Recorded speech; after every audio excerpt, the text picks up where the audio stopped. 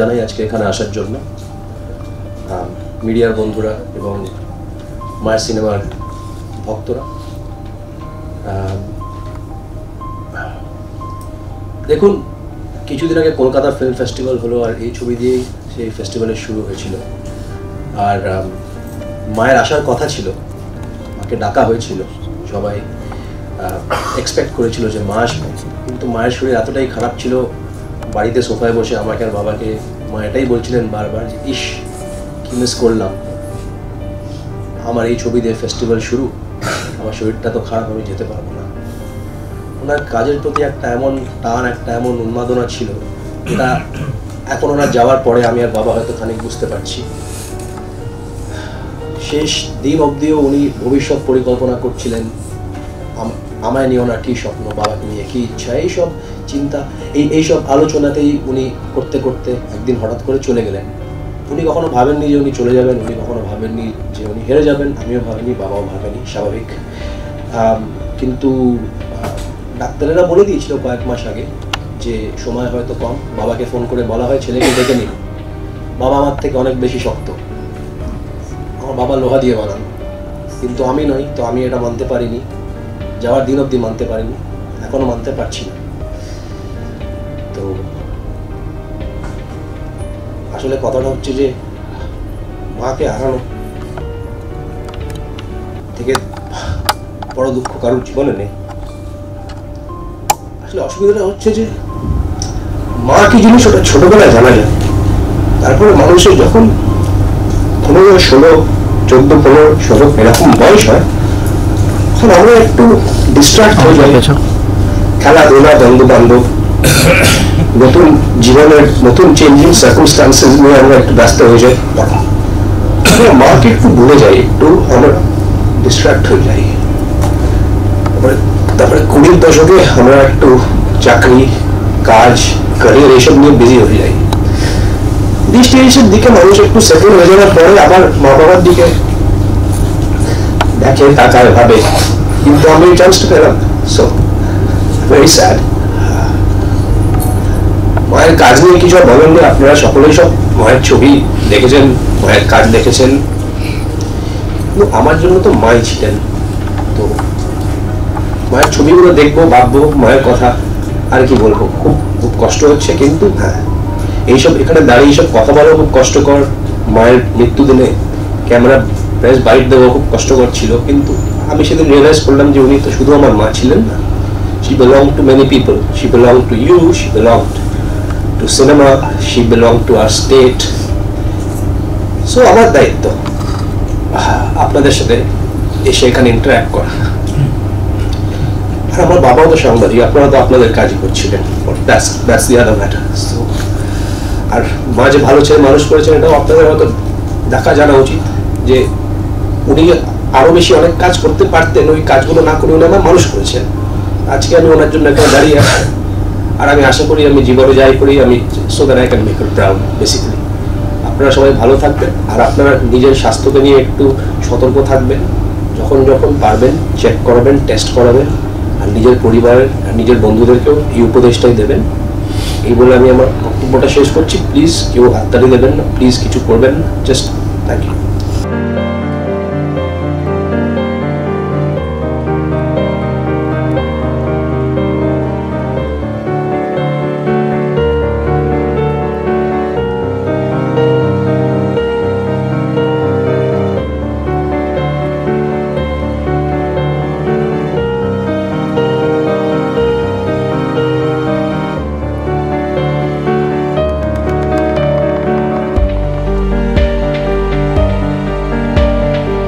পেয়েছি ওনাকে, ততটাই আমাদের প্রাপ্তি, এবং তার এই অবদান, তার সিনেমার প্রতি ভালোবাসা, এবং শুধু সিনেমা বলে না, এই মাধ্যমটার প্রতি তার এতটাই ভালোবাসা ছিল, তার কবিতা, তার গান। ইনফ্যাক্ট আমার রিসেন্ট ছবি পার্সেলে শ্রীদাদি একটা গান গেয়েছিলেন নিজের গলায়, এবং সেটা সখী ভাবনা কাহারে বলে, বিউটিফুল উনি গেয়েছিলেন। এবং তো মানে আমাদের যে পরিচালক ইন্দ্রাশিস বলেছিল যে মানে যার যার অরিজিনাল গলায় গান রাখা হবে, এবং শ্রীদাদি গানটা এত সুন্দর হয়েছিল যে আমি পরে বলেছিলাম যে তুমি এত ভালো গান গাও তো জানতাম না, ওই আর কি ছাড়তো। তো এই একটা ছিল আর কি সবসময়। তো আর ছাড়তো আর কি যে বলিস, আর আর একটা মানে একটা মানে যে কোনো যখন পাঠ করতেন উনি, এত জ্ঞান ছিল না সব ব্যাপারে। বলতে জানিস তো রবীন্দ্রনাথ ওই সময় এইটা লিখেছিলেন, এই সময় ওনার এরকম ভাব ছিল মনের। তারপরে যদি কোনো একটা আমি আর শ্রীলাদি অনেকগুলো কবিতা নিয়ে কাজ করেছিলাম, যেটা আমি কম্পোজিশন করেছিলাম। বলছো জানিস এই যে মেঘবালিকাটা না খুব ভালো হবে, তুই মেঘের মতো সাজবি আর ওরকম সাদা জামা পরবি। তো এই যে একটা থটফুলনেস ছিল আর সবসময় খুব ক্রিয়েটিভ মাইন্ড ছিল ওনার, যে এটা যদি এইভাবে করা যায়, আচ্ছা শোন স্ক্রিপ্টটা একবার আমি এভাবে দেখিনি। এত কাজের মধ্যে মানে যখন শ্রীলাদি সিরিয়াল করছিলেন তখন তো খুব ব্যস্ত থাকতো, তো তার মধ্যে বসে বসে কখন আসবি, আমি তাহলে এসে এগুলো একটু দেখবো, এই যে ভাবনাগুলো ওনার মধ্যে সারাক্ষণ ফ্লোট করতো। তারপরে বলতো যে আচ্ছা এই চরিত্রটা বল, আমিও করতে পারতাম না, এই জায়গাটা এরকম ছিল। মানে এই যে কাজ করার এতটা ইচ্ছে, যেটা দিদি বলছিল, যেটা রেশমিও বলছিল, যে এই যে ভীষণভাবে ভেতর থেকে যে ভালোবেসে কিছু করা, তো এই ভালোবাসাটা না ভীষণ বেশি ছিল ওনার মধ্যে। তাই স্নেহ, ভালোবাসা, মমতা ওনার কাছে যতটা পেয়েছি, যতটা আবেগ, আর ভীষণ স্ট্রিক্টও ছিল। আর আমাকে বলতো যে শোন আমি কিন্তু দিদি, হ্যাঁ সব কিছুই হ্যাঁ হ্যাঁ হ্যাঁ আমি করবো না, কিন্তু আমি কিন্তু প্রচণ্ড বকবো যদি আমার যেটা মনে হয় যেটা ঠিক না। আমাকে প্রচুর বকেওছে ফোনে, না আমি এরকম এগুলো শুনবোই না, আমি এটা তুই কেন এটা এরকম করলি, এটা ঠিক হয়নি। মানে এই যে মানে দিদিকে আর বোনের এই যে আদর, ভালোবাসা, বকুনি, এই যে শিখিয়ে দেওয়া বা বলে দেওয়া, এটা যে এভাবে করিস ভালো হয়, এইটা বলার আর কেউ থাকলো না আর কি। আর ফোন করে সকালবেলা, কিরে কি করছিস, তুই ফিরেছিস, তুই কিন্তু খুব বেশি ট্রাভেল করছিস, নিজের শরীরের যত্ন নে, আমি একটু পরে তাহলে আসছি। এই যে মানে আমি বললাম না, আমাদের মাথার উপর থেকে যারা অভিভাবক, যারা আমাদের ভালোবাসেন, তারা যদি চলে যান, সরে যান, তখন জায়গাটা সত্যিই খালি হয়ে যায়। আর সেই ফোন, সেই ভালোবাসার আবেগগুলো তার পাবো না। কিন্তু একটা কথা মনে রাখবো, যে তার এই ভালোবাসার জায়গাটা নিয়ে আমি এগোবো, এবং আমরা সবাই এগোবো, এবং আমরা মনে করি যে সেটাই হচ্ছে তার ইন্সপিরেশন। এবং এই হ্যাঁ, আর এই যে ওনার স্মৃতিচারণা হচ্ছে, ওনার ছবিগুলো আরও আমরা বেশি করে দেখব, আরও এরকম ফেস্টিভ্যাল হবে, ওনাকে সেলিব্রেট করব সবাই। আমরা সবাইকে জানাবো যে শীলা মজুমদার কি ছিলেন এবং কি আছেন এবং কি থাকবেন।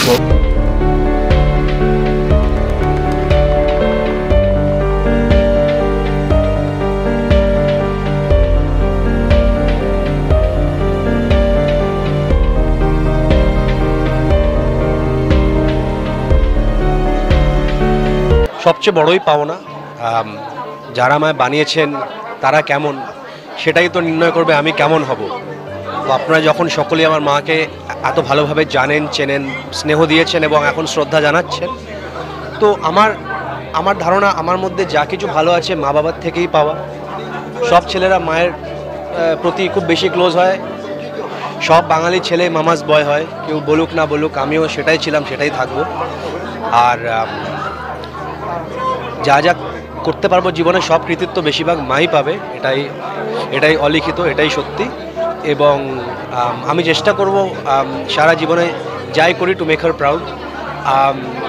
উনি আমার মধ্যে যা যা ছেড়ে গেছেন, ওনার যাওয়ার পরে অনেক কিছু ক্লিয়ারলি আমি বুঝতে পারছি উনি কখন আমায় কী বয়সে কী উপদেশ দিয়েছিলেন, সে উপদেশটার মানে কী ছিল। তখন আমি ছোট ছিলাম, তখন বুঝতাম না, এখন রেট্রোস্পেক্টিভলি সব বুঝতে পারছি। তো ওনার মহানতা অ্যাজ আ হিউম্যান বিং আমার কাছে আরও ক্লিয়ার হয়ে যাচ্ছে আফটার হার ডেথ। আর দেখুন, মানুষ চলে যাওয়ার পরে শ্রদ্ধাঞ্জলি এগুলো দেওয়া অনেক ইজি, খুবই সহজ, কিন্তু মানুষের জীবন থাকাকালীন যে শ্রদ্ধা এবং যে কৃতিত্ব উনি পাননি, এটা সকলে বলছেন, সেটা নিয়ে আমার কিছুই বলার নেই। Because I am not from this industry, এটা আমার বলার কোনো অধিকার নেই। I am not the best জাজ। কিন্তু আমি এটা বলবো that as a wife, as a mother, as a family woman, we gave her the best life possible and we will always miss her. আর এটা ছাড়া তো আর কী বলবো, যদি কোনো প্রশ্ন থাকে করতে পারেন, আমার অফ হ্যান্ড কিছু বলার নেই আর।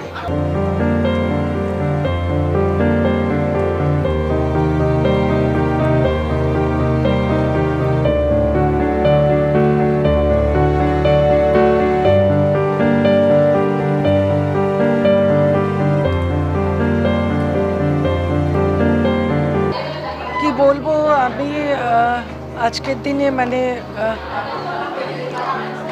যেটা হ্যাঁ আমার প্রতিটা ছবি করার সময় যেটা হতো যে শিলাদির একটা অধিকার বোধ ছিল আমার ওপর যে আমাকে নিতেই হবে, আমি থাকবো তোর সাথে। আর শিলাদি এত বড় মাপের অভিনেত্রী না, সবসময় আমার মনে হতো যে প্রধান চরিত্রটা দিতে না পারলে বোধহয় ঠিকঠাক জাস্টিস করা হবে না। কিন্তু শিলাদি জাত অভিনেতা ছিলেন।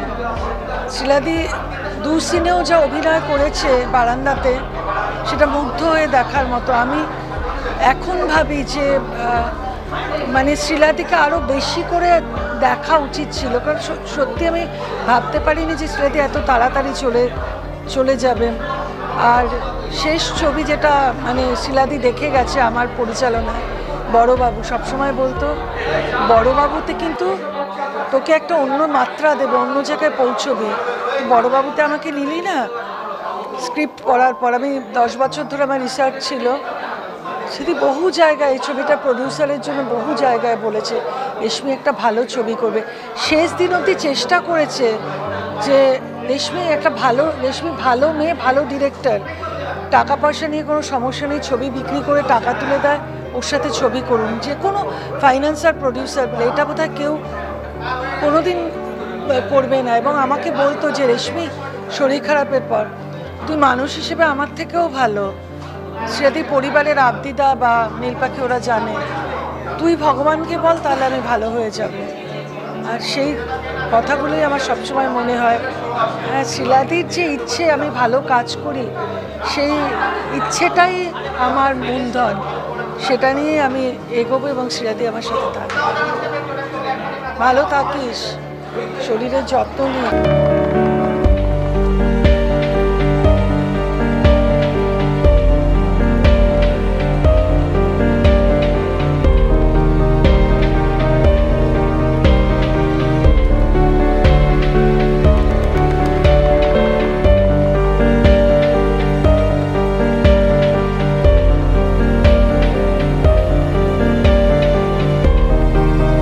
ভালো মানুষ আমি ওকে প্রথম দেখি মৃণাল সেনের ছবিতে আকালের সন্ধানে। আমি স্মিতা পাতিল আর ও, আমরা তিনজনে একটা ঘরে থাকতাম। হয়তো অনেক দিন আগের কথা, তখন আমরা খুবই বাচ্চা অল্প বয়সে যেরকম হয়, সেই সময় দেখতাম ও খুব ইমোশনাল ছিল, আর ওর মিষ্টি হাসিটা ভালো লাগতো, আর খুব আড্ডাবাজ ছিল।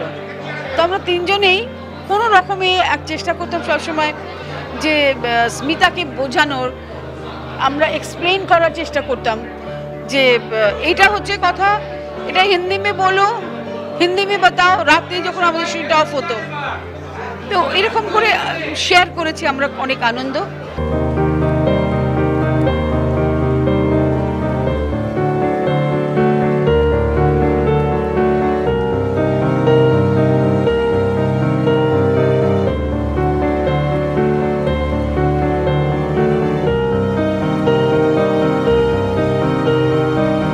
I met her first during the premiere of Kharij. I was seated with Sheila Majumdar and Mrinal Sen in the first row of Gorki Sadan, and she was wearing the same yellow sari which she had worn in the film.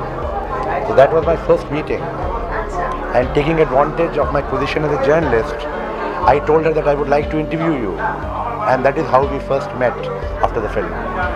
And since then it has been a lifelong journey together.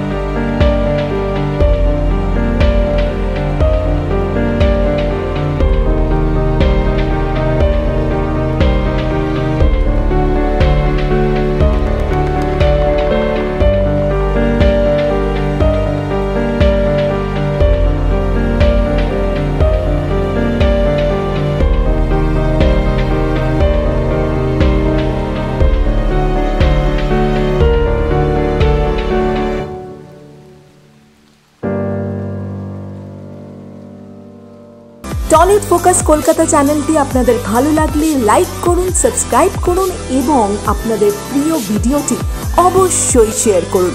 Tollywood focus Kolkata.